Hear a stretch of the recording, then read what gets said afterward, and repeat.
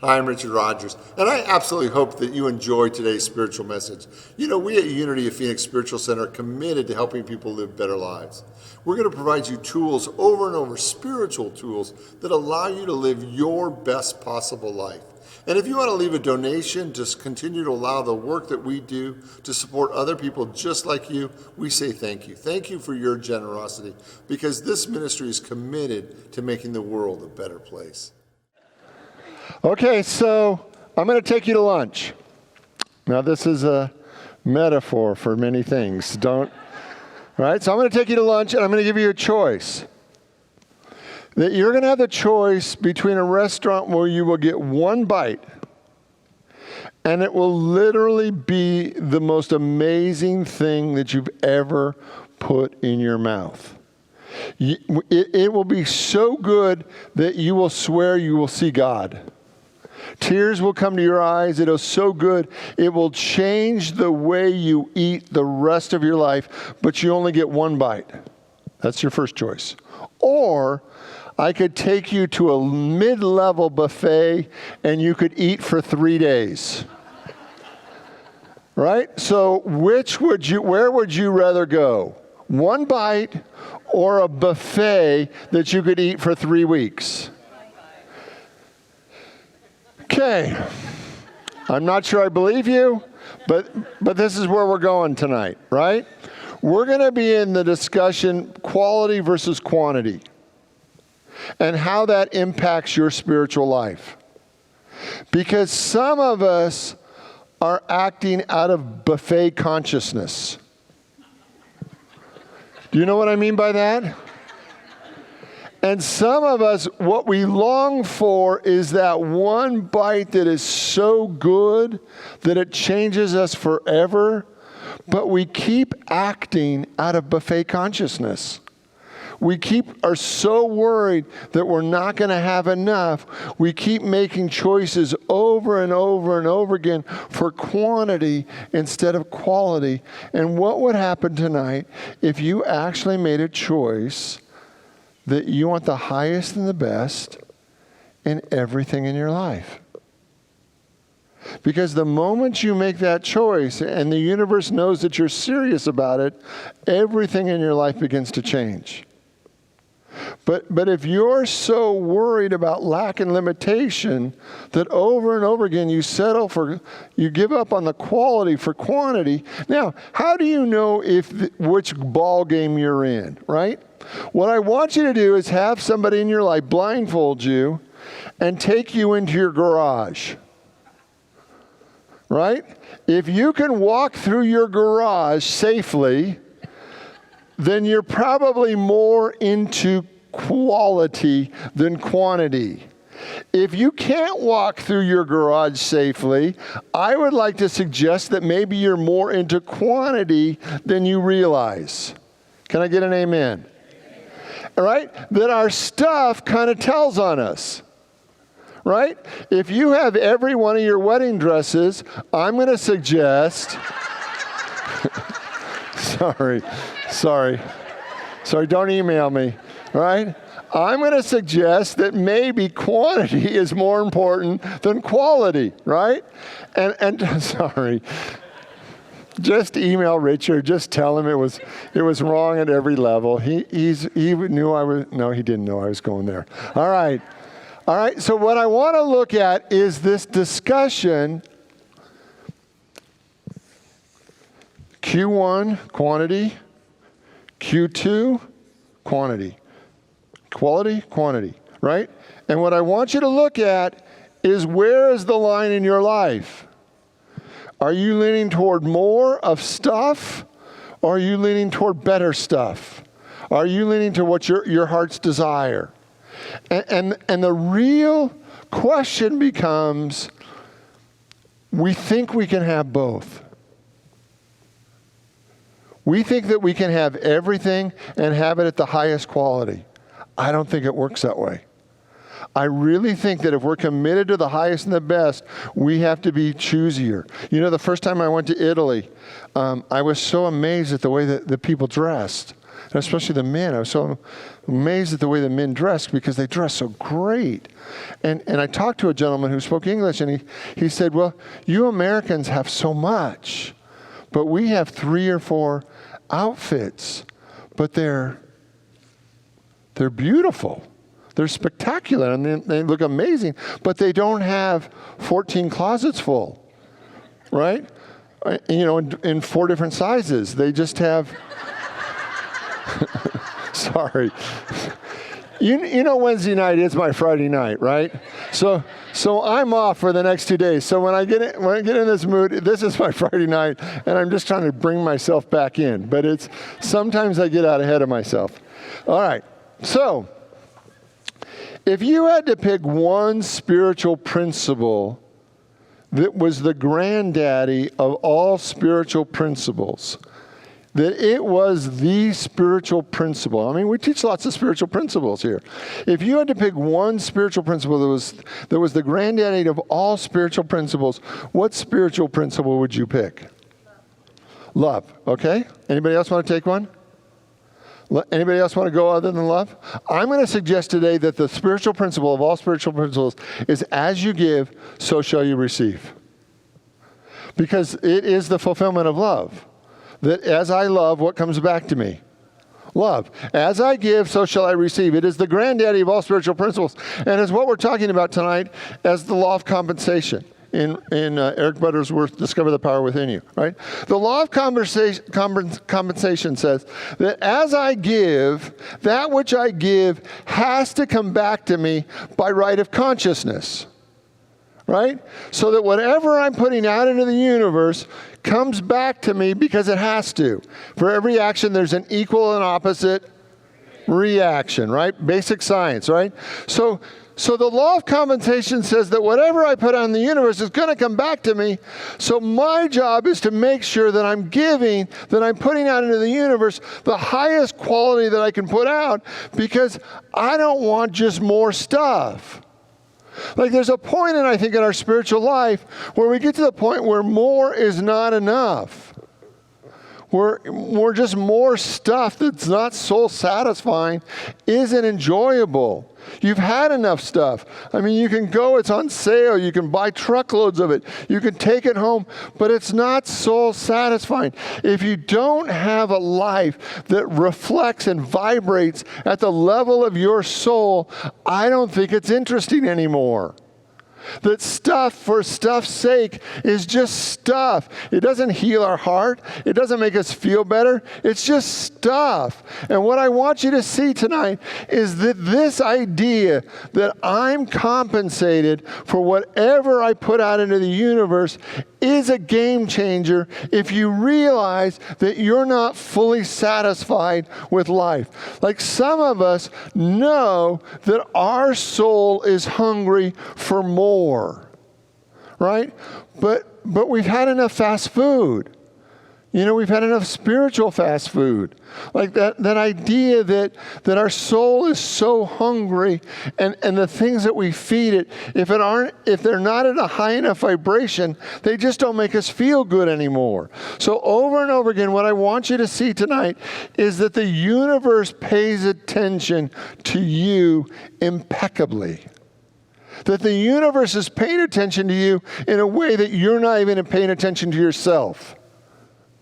And the universe is so consciously aware of you that the universe is constantly reflecting back to you over and over again exactly who you are over and over again. And when we're not happy with what's showing up in our life, what I want us to look at is, well, then what am I putting out there? Have you ever wanted to play small?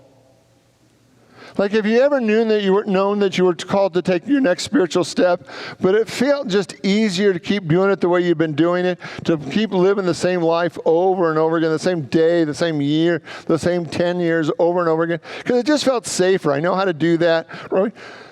What I want you to see tonight is that the universe is inviting you to evolve. Not your spirit, but your humanity is constantly being asked to evolve. And so that the level that we gave 5 years ago, 10 years ago, or 20 years ago, or 50 years ago is hopefully not the same level that you're giving to life now.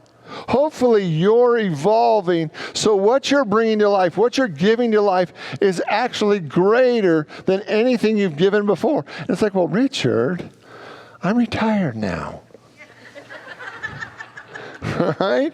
So I don't have to give too much because I'm retired now. Or like, I've already done that stuff. Now this is for other people. And what I'm saying is, okay, so do you love what's showing up in your life? If you're not loving what's showing up in your life, I'm going to challenge you to play a higher game. Because I absolutely know that it's in there. That there's more in you that the universe wants out. And if the universe rewards you for mediocrity, you're never going to take the next step.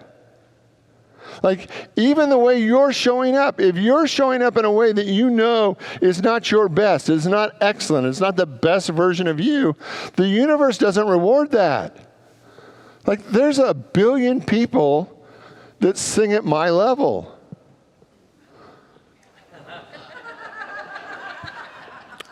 The universe does not reward me as a singer.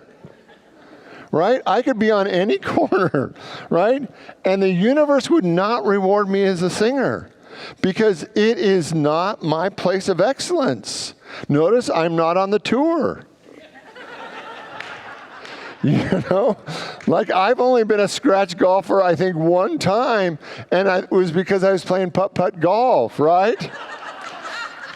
Right? So I'm not on the tour. Why? Because I can't do that at a level that's excellent. Right? And so what I want you to see today is if you're not playing in your realm of excellence, if you're not playing in your realm of genius, and your realm of excellence, your realm of genius is evolving all the time. Like your level of genius a year ago or 5 years ago or 10 years should be higher today than it was then because your soul wants to evolve to a higher expression of God. And so when you play small, when you play, okay, so the other issue, right? When it comes to quantity.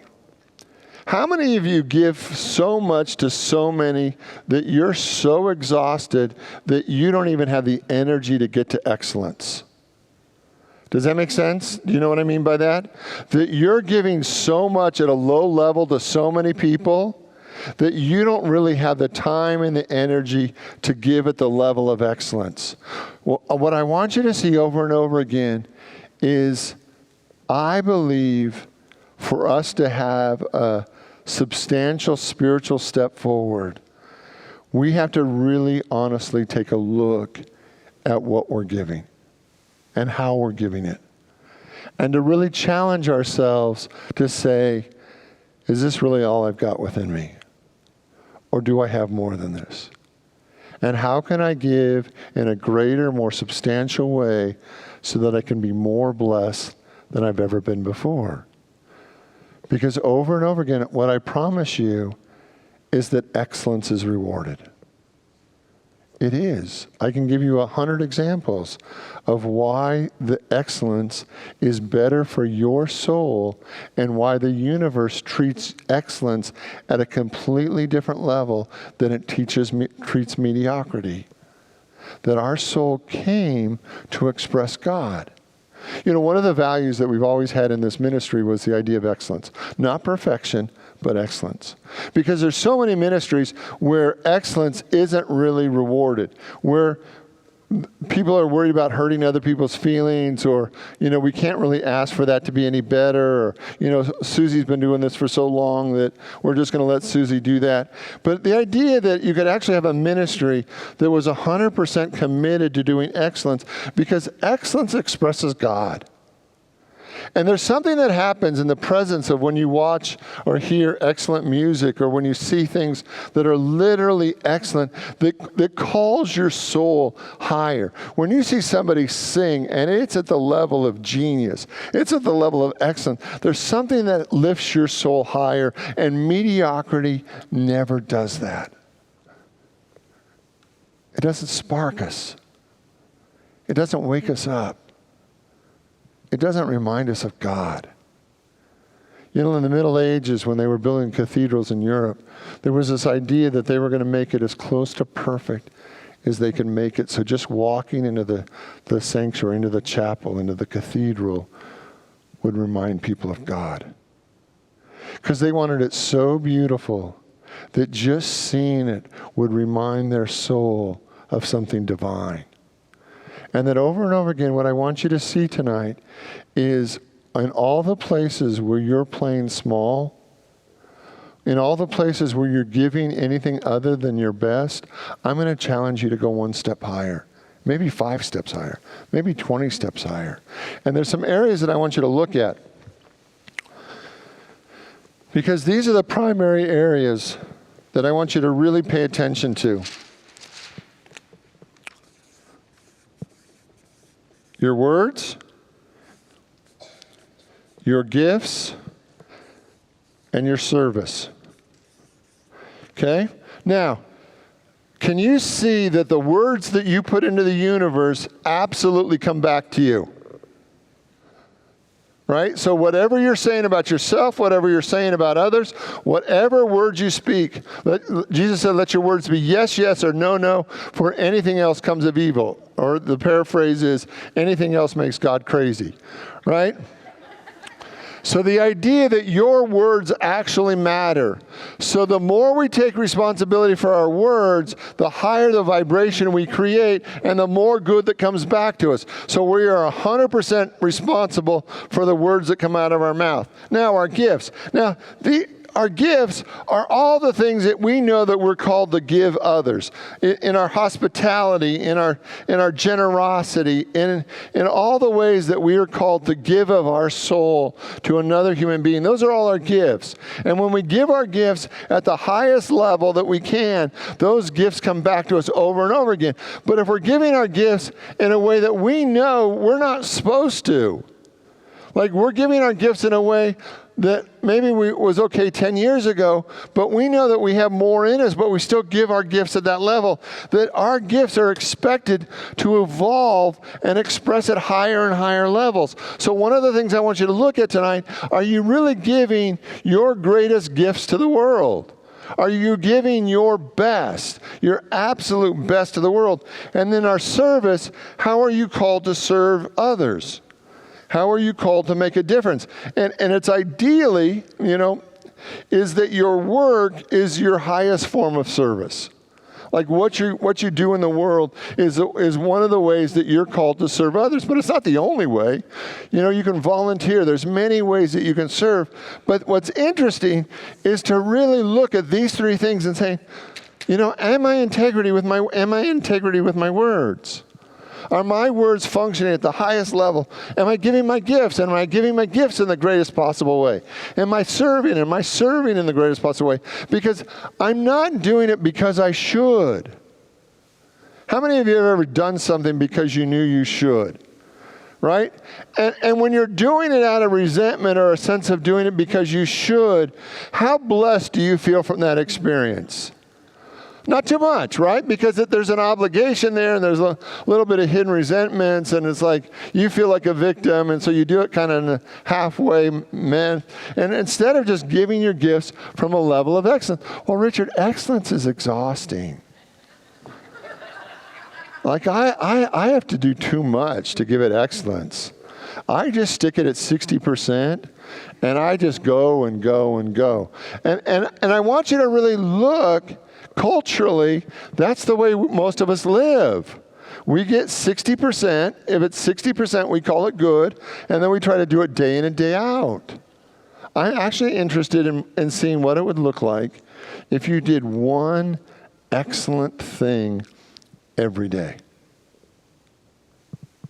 If you did one thing every day that was literally the best thing you could do to remind yourself what excellence is.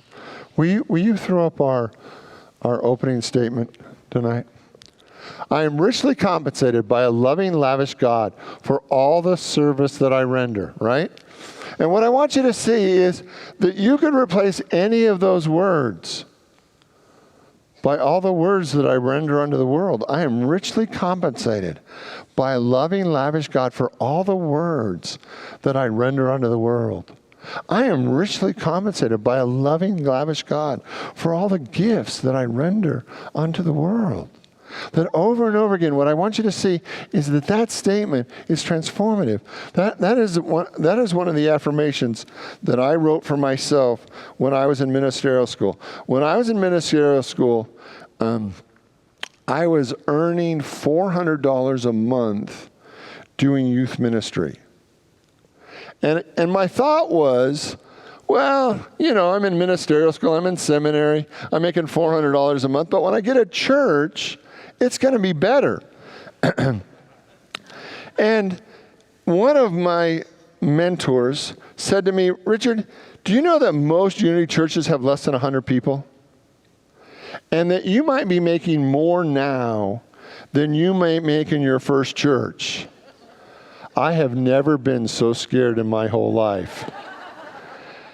And I realized that I had to get my prosperity consciousness under control, because there was no guarantee as a minister that I could ever feed my family, buy a house, send my kids to college, that there was no guarantee that I could do that. I had to make sure that I got my inner house in order then, because when I went out into the field, when I went out into a ministry, they said, most small churches hire new grads. Or you go to a big church and you're the third associate. And it's like, so you better get this under control, Rogers, right?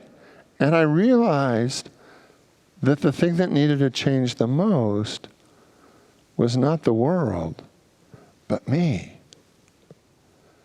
And that if I was going to do ministry, I was going to do ministry with excellence. I was going to do the very best job I could do with ministry. I was going to do it the best I could. Every week, every Sunday, every experience, I was going to do it at the very best I could. And if I did it the very best, I had to trust that God was going to provide everything I needed. But it was a commitment. Over and over and over again, it was a commitment to excellence, even when I couldn't always see it being rewarded. But over and over again, life just got bigger. And life got better, and I became more and more blessed. I am richly compensated by a loving, lavish God for all the service that I render unto the world. Will you say that with me? I am richly compensated by a loving, lavish God for all the service that I render unto the world. One more time, like we mean it.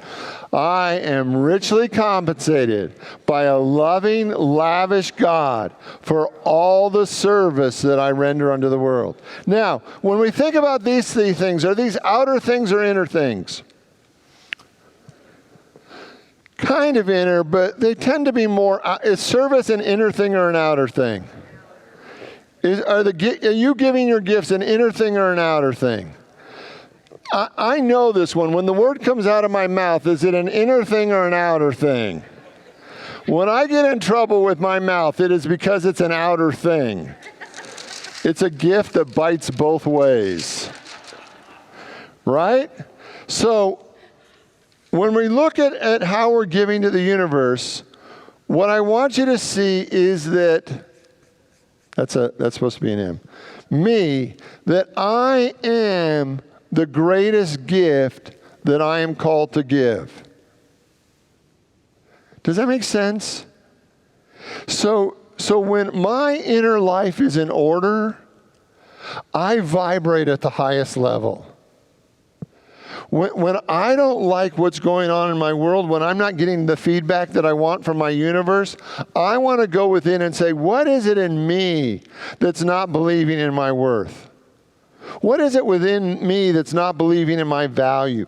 I want to take care of my inner being so that I'm vibrating at the highest level so that I can experience the greatest level of good. That oftentimes we want to change our job, or we want to change our relationship, or we want to change the outer when we haven't really done the inner work necessary to create a different reality. And what I want you to see tonight is that over and over again, the greatest gift you give to the world is not your words, it's not your gifts, it's not your service, it's you.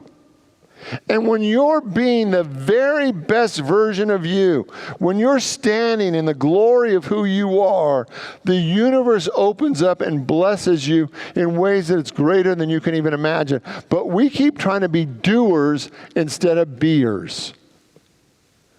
But the thing that will change your life is standing in the truth of who you are and giving your excellence to the universe. That over and over and over again, what I want you to see, that if you're not loving the way that you're being compensated by life, the problem isn't with life. You don't live in an unfair universe. God is not picking on you. You do not have a spiritual kick-me sign on your back.